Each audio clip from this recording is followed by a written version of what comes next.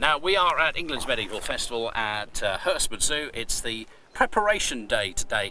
And we're meeting a lot of people who just come along and they do things and they have an idea and they put it together, and then they're at the festival entertaining the public and having a great time and doing something quite extraordinary. And we've got another one of those people with us now. It's Joe Forman. Joe, welcome to Sussex today. You and a few friends thought, we'll do a musical adaptation of some Chaucer, and you've done it. Well, not quite like that, but yes. Well, that's the essence, That though, is isn't it? that is the essence of it. Absolutely, yes. I mean, I've been involved in music making.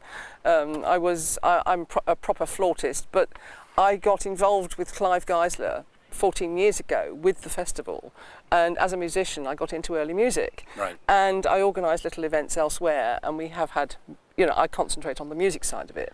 And one day at one of these events, this composer came up to me and said, "Here, how about it, darling?" You know, and he was talking about putting on something that he'd written, and one of his ideas was Chaucer. So we are doing, and we have the world premiere of, The Pardoner's Tale. We're not doing it completely in Chaucerian English. It's been translated. But if I say to you, "When that Aprili," with his "Shuris Veta," I think everybody in the UK who did English at school will recognise that. And it's actually about the only bit of Chaucer I can remember. But the moral of The Pardoner's Tale in Latin is "Radix malorum est cupiditas," which is the root of evil is greed. And for those of you who don't know The Pardoner's Tale, you have three yobbos, because they're yobbos. They're known as rioters in Chaucer's English, but they're yobbos. And they plan to kill death. So they set off to find death. And they do, because they find some gold under a tree. And inevitably, one of them wants to keep it and cut out the other two. So we have one scene in which two of them stab each other and the other one drinks poison. Happily provided. So we've got three dead bodies on stage at the end. I mean, it's a fairly grim tale, but it's actually quite funny.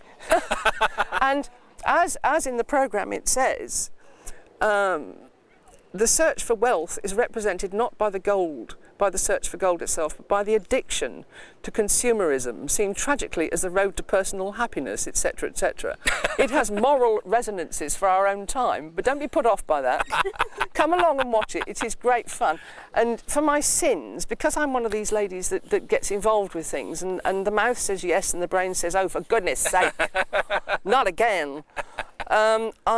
I've done the costuming, I have done most of the props, I'm actually playing in it. Apart from that, and I'm exhausted, and I'm enjoying the sit down on this chair talking to your interviewer. So are you actually doing some rehearsals today, or are you just planning things up? We had a dress rehearsal last night. Okay. And How did it go, love? Bloody awful. Oh, right. But of course, that's what dress rehearsals are about, so it'll be fine on the night, won't it? Oh, absolutely. Well, fine at 1:30 on Saturday, Sunday and Monday. But we've actually been rehearsing this since February. Right. So it had better be good, is all I've got to say. So I'm sure it will. when did the whole thing come? Who's done the music, if you like, and who's put the adaptation together? Right, well, I suppose it was my idea in conjunction with Phil Baker, who's the composer. And he got together with a friend of his called William Gilbert, who has adapted the Chaucer. They've worked together before on lots of things. And then we decided, well, we needed some money to do this, obviously, so we applied with not great hope to the National Lottery, and we actually got a grant.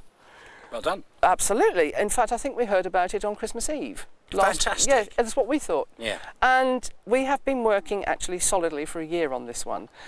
I think everybody will be really pleased when it's all over, because, but also there'll be the usual letdown because they've worked so hard and they put so much into it.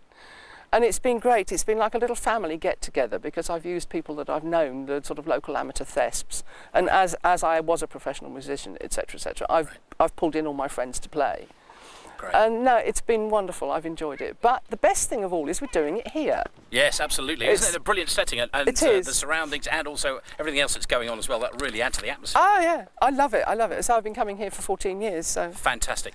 So tell us again when the shows are on and when we come to the They'll be on at 1:30 each day, Saturday, Sunday and Monday, and you have to walk through to the Elizabethan Garden, and we're actually in the dry moat, and thank goodness it is dry. Joe, break a leg, thanks very much indeed. Thank you. See Sussex today, here's Robbie Williams.